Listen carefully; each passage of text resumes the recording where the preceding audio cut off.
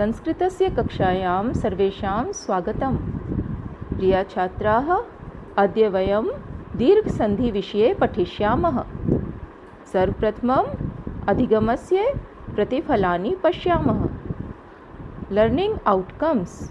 इस वीडियो को देखकर आप क्या कर सकेंगे? छात्र नियमानुसार 2 शब्दों में संधि करके लिख सकेंगे। संधि युक्त पद का सार्थक संधि विच्छेद बता सकेंगे। संधि करके लिखना यानी 2 शब्दों को मिलाकर लिखना, और संधि विच्छेद करना यानी किसी एक शब्द में से मिले हुए 2 शब्दों को अलग अलग करके लिखना। तो ये कैसे करना है, संधि क्या होती है, ये सब आपको इस वीडियो में बताया जाएगा। जैसा कि आपको पता है, 2 वर्णों के या 2 अक्षरों के मिलने से उनमें होने वाला परिवर्तन संधि कहलाता है। जब भी कोई 2 अक्षर पास पास आते हैं तो मुंह में उनके बोलते समय ध्वनि में जो परिवर्तन होता है, जो चेंज आता है, वही संधि होती है। एतानि पदानि पश्यन्तु। इन शब्दों को देखें। राम प्लस अनुजः। 2 शब्द हैं बच्चों, राम और अनुज, और इन दोनों शब्दों को मिलाकर बना रामानुजः। रामानुजः, इसमें म में बड़े आ की मात्रा लग गई। गण प्लस ईशः। दोनों को मिलाकर बना गणेशः। ण में ए की मात्रा आ गई। जगत प्लस ईशः, जगदीशः। जगत का त द में बदल गया। तो बच्चों, कैसे हुआ ये परिवर्तन? इन शब्दों में प्रथम शब्द के अंतिम वर्ण तथा दूसरे शब्द के प्रथम वर्ण के मिलने पर कुछ परिवर्तन होता है और एक नया शब्द बन जाता है। इस परिवर्तन को ही संधि कहते हैं। तो ये तो बच्चों संधि हुई, और अब दीर्घ संधि हमने पढ़नी है। दीर्घ संधि एक स्वर संधि है। तो स्वर संधि क्या है? 2 स्वरों के मिलने से होने वाले परिवर्तन को स्वर संधि कहते हैं। आओ अब दीर्घ संधि को देखें। दीर्घ संधि यानी समान स्वरों का मेल। तो बच्चों, वर्णमाला पढ़ी है आपने, और आप जानते हैं स्वर और व्यंजन 2 प्रकार के वर्ण होते हैं। तो स्वर हैं संस्कृत वर्णमाला में अ, आ, इ, ई, उ, ऊ, रे, री, रे, ए, ओ, औ। तो ये 13 स्वर संस्कृत वर्णमाला में होते हैं। इनमें कुछ ह्रस्व स्वर होते हैं और कुछ दीर्घ स्वर। ह्रस्व स्वर यानी जिन्हें हम छोटा स्वर भी कह देते हैं, छोटे अक्षर, वे जिनके बोलने में कम समय लगता है, और दीर्घ स्वर वे जिनके बोलने में ज़्यादा समय लगता है। तो ह्रस्व स्वर और दीर्घ स्वर इस प्रकार के 2 तरह के स्वर हैं। जैसे हमने देखा आ, तो अ को बोलने में कम समय लगा, ये ह्रस्व स्वर है, और आ, बड़ा आ, ये दीर्घ स्वर है। तो इस तरह से 5 ह्रस्व स्वर हैं, अ, ई, उ, रि और रि, और बाकी दीर्घ स्वर हैं आ, ई, उ, री, ए, ओ, औ। तो दीर्घ संधि में स्वरों को मिलकर दीर्घ स्वर बन जाता है, इसलिए इसका नाम दीर्घ संधि है। तो जब किसी शब्द के अंत में ह्रस्व या दीर्घ यानी छोटे या बड़े अ, ई, उ या री आए, ये चाहे छोटे हों या बड़े हों, और दूसरे शब्द के प्रारंभ में ह्रस्व या दीर्घ समान स्वर आए, तो दोनों स्वरों को मिलाकर दीर्घ स्वर हो जाता है। जैसे अ या आ के आगे अ या आ आए तो दोनों को मिलाकर दीर्घ आ हो जाता है, बड़ा आ हो जाता है। पहले आने वाले अक्षरों में चाहे पहले छोटा वर्ण आए चाहे बड़ा आए, इसी प्रकार बाद में चाहे छोटा स्वर आए और बड़ा आए, लेकिन वो समान होने चाहिए। ई या ई के बाद ई या ई आए तो दीर्घ ई बन जाती है। इसी प्रकार ह्रस्व उ या दीर्घ उ के सामने ह्रस्व या दीर्घ कोई भी उ आए तो दीर्घ उ बन जाता है। और री, आपको पता है कि छोटी और बड़ी दो री होते हैं ना संस्कृत में, तो री या री के आगे री या री आए तो बड़ी री बन जाती है। री वाले शब्द बहुत कम होते हैं, लेकिन नियम में तो ये भी पढ़ेंगे। आओ इन्हें कुछ उदाहरणों से समझें। दया प्लस आनंद, ये दो शब्द हैं बच्चों, दया और आनंद। दया में अंत में बड़े आ की मात्रा दिखाई दे रही है और आनंद में शुरू में आ रहा है, तो दया में से आ अलग किया तो दया में दय में या हलंत बच गया और बड़ा आ अलग हो गया। बच्चों, आपने वर्ण विन्यास किया है, तो जब किसी शब्द में से स्वर और व्यंजन अलग करते हैं, जब स्वर अलग किया जाता है तो व्यंजन वर्ण हलंत रह जाता है, क्योंकि स्वर के अलग होते ही उसमें हलंत लगता है। और संस्कृत वर्णमाला में आप जानते हो सभी व्यंजन वर्ण हलंत ही होते हैं। तो दया में से आ निकाला और आनंद का आ लिया, तो बड़े आ के बाद बड़ा आ यानी दीर्घ आ के बाद दीर्घ आ आया और दोनों की जगह एक दीर्घ आ हो गया।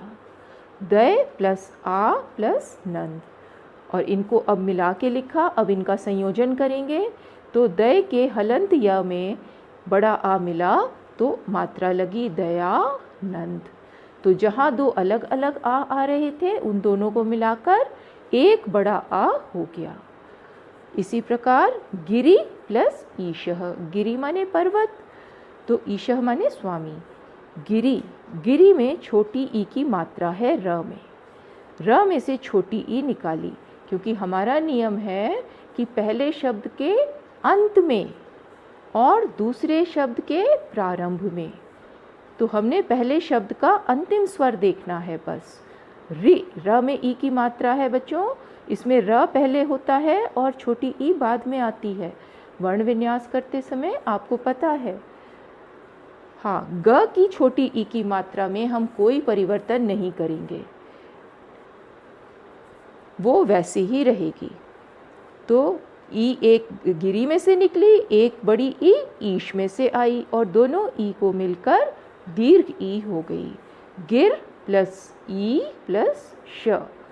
अब इन्हें मिलाएं तो गिर का हलंत र बड़ी ई की मात्रा लगकर गिरीश बना।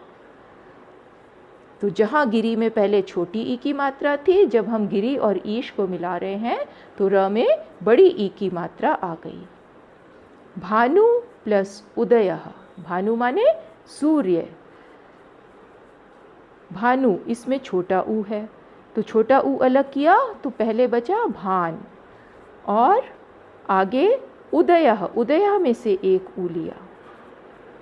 भान प्लस बड़ा ऊ, अब दीर्घ ऊ बन गया। दो बार छोटे ऊ थे, दो ह्रस्व ऊ थे, दोनों को मिलाया तो एक दीर्घ ऊ बन गया और शब्द बना भानुदयः। न में बड़े ऊ की मात्रा लग गई। पितृ प्लस ऋणम, पितृ, इसमें त में री की मात्रा लगी है और आगे शब्द आ रहा है ऋणम। ऋणम का अर्थ है उधार या कर्जा। पितृ ऋणम, पिता का ऋण, पिता का उधार। बच्चों, पिता का क्या उधार होता है? संस्कृत में या कहें हमारी भारतीय संस्कृति में, हमारी परंपरा में माना जाता है कि माता पिता का बच्चों पर ऋण होता है। कैसे ऋण होता है? माता पिता हमारे लिए सब कुछ करते हैं, हमें अच्छी से अच्छी वस्तुएं दिलाते हैं, हमारी मनपसंद की, हमें प्यार करते हैं, हमारा हर तरह से ख्याल रखते हैं, हमारी सुख सुविधा का। तो ऐसा माना जाता है कि माता पिता का ऋण चढ़ गया, उधार चढ़ गया, उन्होंने हमें इतना प्यार दिया। तो जब बड़े हो जाएं तो ये उधार या ये ऋण हमें वापस चुकाना है। कैसे चुकाना है कि जब हमारे माता पिता बुजुर्ग हो जाएं तो हमें उनकी सेवा करके उन्हें भी उसी प्रकार सारी चीज़ें दिलवाकर ये ऋण चुकाना है जैसे उन्होंने हमें हमारे छोटे होते हुए दिलवाई थी। तो पितृ ऋणम, पितृ में से री निकाला, त में से री निकला और आगे ऋणम का री आ गया। तो री और री ये दोनों मिलकर बड़ी री बन जाते हैं। तो पित और इसमें त में अब देखो बड़ी री की मात्रा लगेगी। पितृणम, पिता का ऋण। मैंने आपको भी बताया कि माता और पिता का उधार या ऋण हम पर कैसे चढ़ता है और उसे कैसे चुकाना है। कुछ अन्य उदाहरण देखें दीर्घ संधि के। हिम प्लस आलयः, हिमालयः। अ और आ मिलकर बड़ा आ बन गए। विद्या प्लस आलयः, विद्यालयः। यहाँ विद्या में बड़ा आ था और आलय में भी बड़ा आ था, दोनों मिलकर फिर बड़ा आ बन गया। महा प्लस आशयः, महाशयः। विद्या प्लस अर्थी, विद्यार्थी। परम प्लस आत्मा, परमात्मा। आप सामने देख सकते हो कि पहले वर्ण में से पहले शब्द का अंतिम अक्षर क्या था और दूसरे शब्द का शुरू का अक्षर क्या था, और दोनों को मिलाने से कैसे दीर्घ संधि होकर हर बार दीर्घ वर्ण बन रहा है। देखो हर बार बड़ा आ ही बन रहा है दोनों वर्णों को मिलाकर, चाहे पहले छोटा अ आए या बड़ा आए, या बाद में चाहे बड़ा आ आए या छोटा आ आए, दोनों आ छोटे हों या दोनों बड़े हों, मिलाकर इन्हें दीर्घ स्वर ही बनेगा। परम प्लस आत्मा, परमात्मा। सूर्य प्लस अस्त, सूर्यास्त। रवि प्लस इंद्र, रवि में देखो छोटी ई है और इंद्र में आगे फिर छोटी ई आ गई, तो दोनों ई को मिलाकर रवींद्र। ये अभी हमने पीछे उदाहरणों में देखा था कि गिरीश में कैसे बड़ी ई की मात्रा हो गई थी, ऐसे ही रवींद्र में। कपि प्लस ईशः, कपि में छोटी ई, ईश में बड़ी ई, कपीशः। मात्रा बेटा हमेशा बड़ी ही लगेगी, चाहे दोनों में किसी भी प्रकार के स्वर हो, बस इतना ध्यान रहे कि स्वर समान हो, तभी मात्रा बड़ी आएगी। नदी प्लस ईशः, नदीशः। अति प्लस इव, अतीव। हरि प्लस ईशः, हरीशः। परि प्लस ईक्षा, परीक्षा। तो ये ई का परिवर्तन था कि ई में कैसे परिवर्तन हुआ। अब ऊ में देखें, सु प्लस उक्ति, सूक्ति। सु माने अच्छी, उक्ति माने कहावत, अच्छी कहावत या अच्छे वचन, सूक्ति। गुरु प्लस उपदेशः, गुरूपदेशः। गुरु का उपदेश, गुरु में छोटा ऊ, उपदेश में भी छोटा ऊ, लेकिन जब बना दोनों को मिलाया संधि की तो गुरूपदेशः, र में बड़े ऊ की मात्रा आ गई।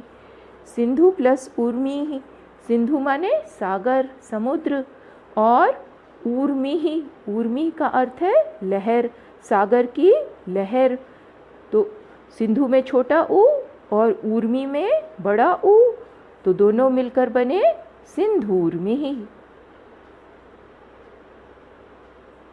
री के उदाहरण देखें। मातृ प्लस ऋणम, माता का ऋण।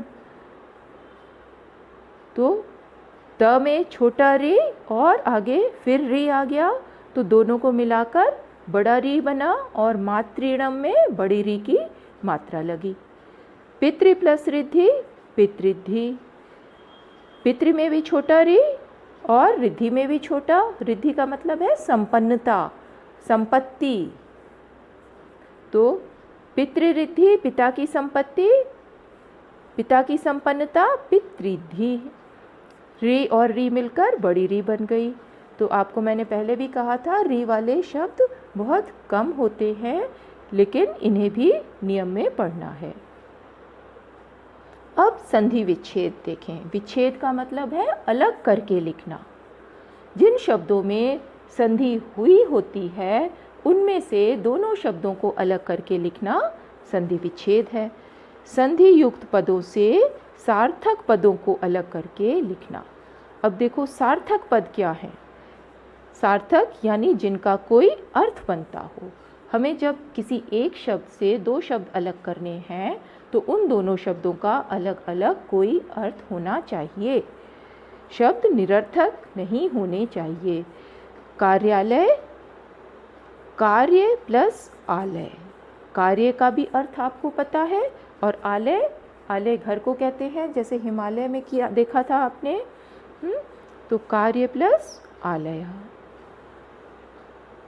जलाशयः, जल प्लस आशयः। अत्रापि, अत्र प्लस अपि। अब यहाँ अत्रा नहीं किया हमने, क्यों? क्योंकि अत्रा तो कोई शब्द ही नहीं है। संस्कृत में अत्र शब्द होता है, तो अत्रा नहीं करेंगे। तो यही है सार्थक शब्द का अर्थ। विद्यार्थी, विद्या प्लस अर्थी। सूक्तिः, सु प्लस उक्तिः। नदीशः, नदी प्लस ईशः। वधूत्सवः, वधू प्लस उत्सवः। वधू का उत्सव, वधू माने बहू, जो न्यू मैरिड आती है लड़की, तो उसको कहते हैं वधू। उसका उत्सव वधूत्सवः। तो इस प्रकार ये संधि विच्छेद हुए। तो बच्चों आपने आज संधि करनी भी सीखी कि किस प्रकार दो शब्दों को नियम से मिलाकर हम संधि कर सकते हैं, और किस प्रकार उन शब्दों को अलग करके संधि विच्छेद किया जाना है। तो ये दोनों चीज़ें ही आपने सीख ली। तो आज के हमारे जो लर्निंग आउटकम्स थे वो पूरे हुए, वो हमें प्राप्त हुए। तो आप सभी नियम के अनुसार दो शब्दों में संधि करके लिख सकेंगे और संधि युक्त पद का सार्थक संधि विच्छेद भी बता सकेंगे। धन्यवाद।